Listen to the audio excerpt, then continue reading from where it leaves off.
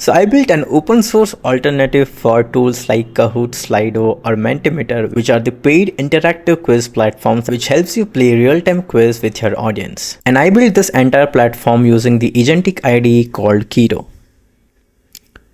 Kiro comes with some amazing features that help me build this entire platform from scratch to this level. In this video, I'll break down everything, starting with how to use this tool, how can you set up this tool in your local host, and then how did I build this entire app from scratch using Kiro IDE. Let me show you first how to use this tool. So you can sign in first. So this is the dashboard of your tool, and if you see, there is already one event created. Event in this tool is the place where you can create multiple different questions. For example, we already have one event with the name of React, which is already there. I'll create one more event with the name of, let's say, if I'm going to a Python conference or if I'm going to a Python event and I want to make everyone play this game so that I can give away the swags and everything later. So I can just write Python and then just create an event.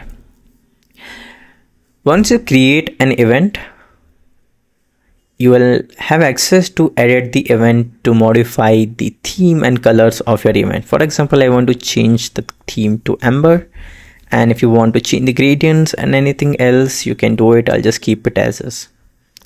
I'll save it, and once I save it, it will take me back to the main page. I think this color doesn't look good, so I'll just edit the event again and make something like sunset.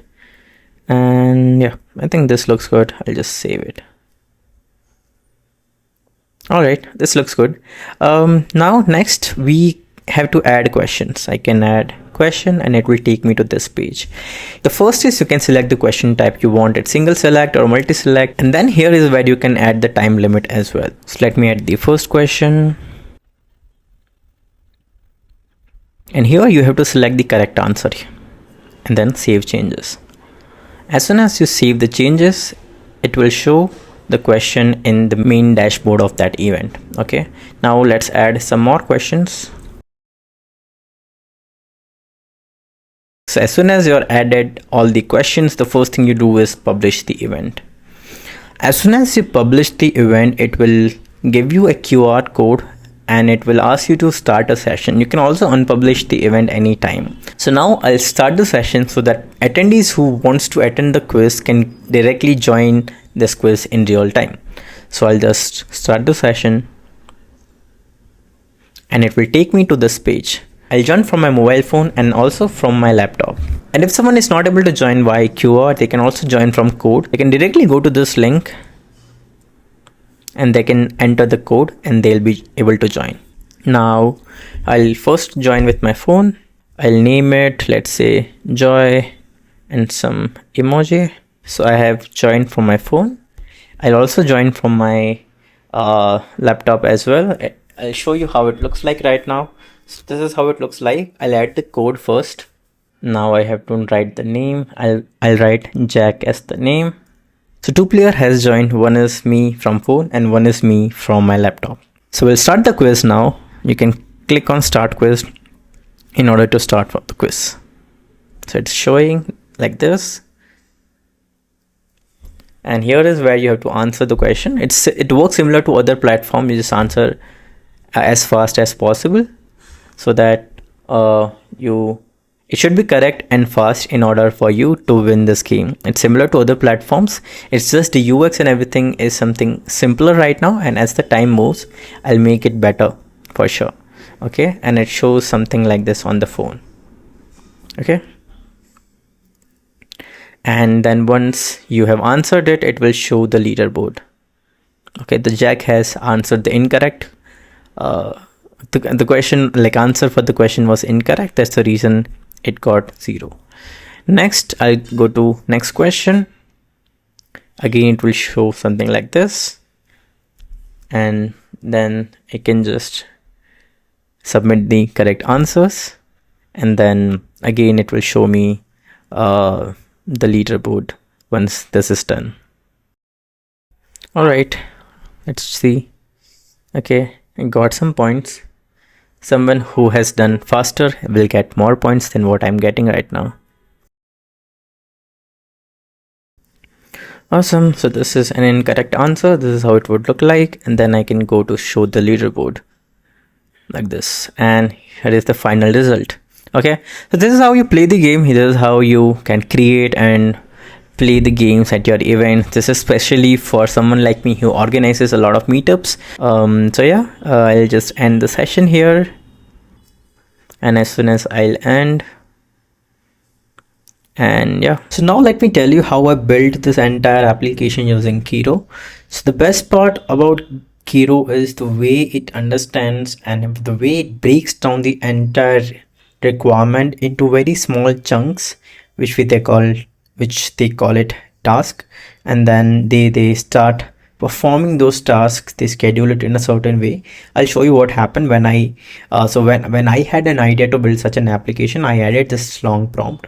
Okay, so what it did was it started creating this spec file. So if you see the spec file, the first thing it created was requirement, and then once the requirement is done, then the design. Okay, it contains all the information related to the design of this application, and then it created this task list. And this is super comprehensive and super accurate task list, and it has everything. It has everything which is required and something which is optional, which can be done later. So this is like prioritized task list that it has created, and based on what task it completes, it just marks it here. So it does it everything the way we as a human do. We create task and then we complete it, and it does everything by its own. Okay, it also creates this steering folder which will contain all the details related to first your product, second is the structure of your code base, and then third is the tech which they want to use behind for creating this particular application. Okay, so if you see over here, if we scroll down, it has created, and it has also asked for the requirements that they are they want to implement, and then I gave some answer on what is front end, what is the back end, and how do we want to use the database, which is Supabase in our case. And then it did all the work. It took some time, and it also took 5 of my new accounts to build this, because on each account we only get 50 credits, which was sort of not enough for me. So to build this entire application, it took me some time, weeks, I think 1 or 2 weeks, but I was able to build this what I showed you. Okay, it also had some sort of bugs while I was building this application, of course, but it was able to solve it smoothly. In this application, since I've used Supabase, I also made use of Kiro Power. Okay, what is Kiro Power? So Kiro Power gives AI agent an access to external tools and technologies. So if you see this, whenever you ask something in the IDE, it goes to the agent context, and if you have multiple MCPs connected to your IDE, it has access to all the tools that results into context overload. And thus, the responses you get would be slow, low quality, and irrelevant suggestions. How Kiro Power works is whenever user asks about something, Kiro analyzes the task, and then based on how much relevant it is, it activates that particular power, and then it gives that much context only to the agent to perform that particular task with much more efficiency. So as you can see, what makes Kiro Power different? Dynamic MCP tool loading, open ecosystem as it has access to Datadog, Dynatrace, Figma, NeonDB, Netlify, Postman, Supabase, and all the things that you might need while developing a particular application. And it is super simple to install. You just have to click and it gets installed. Let me show you how I used Kiro Power in my project. So here is the place where we can see the specs, agent hooks, agent steering and skills, and MCP servers. As I said, when I started the project, it created specs for me. You can see the requirements here, the design, and the task list over here. Agent hook is also something that you can add if you want to automate a certain task. For example, automate tasks like documentation, code cleanup, or language localization. If you see, we also have steering files which was created by Kiro. First is the product spec, then we have structure, and then we have tech. I also connected Supabase server so that it can natively run all the scripts that Kiro generates in order to perform different sort of tasks. Now I'll show you the Kiro Power. If you go to the powers, it shows that here are all the installed power, and you can also install any of the other power. So I have already installed Supabase here. I configured the MCP for the same. It is super simple to install any of the Kiro powers inside of your IDE. So this is how you can use the entire Kiro to build any sort of application in very easy way. While building this application inside of Kiro was fun, I feel like there can be a lot of improvements that can be done in order to improve the developer experience of the entire IDE. The first is we do not have an option to always allow permission. So whenever Kiro asks for a permission, we always have to accept and then only it runs. While in other IDs we do have such option where we just always allow and it will do the task on its own. Second is whenever the context for a particular chat is full, it just clears out that chat and gives the context of that chat to the next chat, but that previous chat which was full is no more available. So I don't know that what prompts I've given in that chat, and I think that shouldn't been removed. It could have been there so that we can get a context on what sort of prompts we have given in past.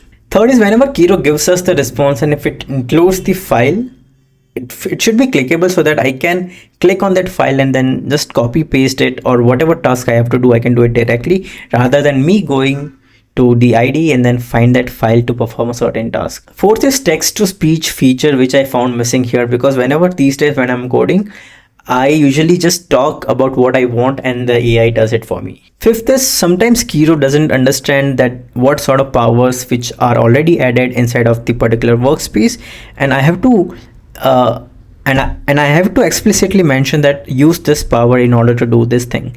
So I think maybe because I'm on the free plan, but that was something missing again. And the last thing that I want to mention is when I asked Kiro to build this application, it did not took the latest versions of all the dependencies, for example Next.js or Tailwind or any other tools or any other packages that it has used. It just used some deprecated and some not so latest packages. So that was again something I found missing, because it ideally should have done it like gotten the best and updated versions of all the packages that it has installed. But overall, it was fun building this application, and I'm looking forward to make it better as we grow and as the time passes. So thank you so much for watching this video till the end.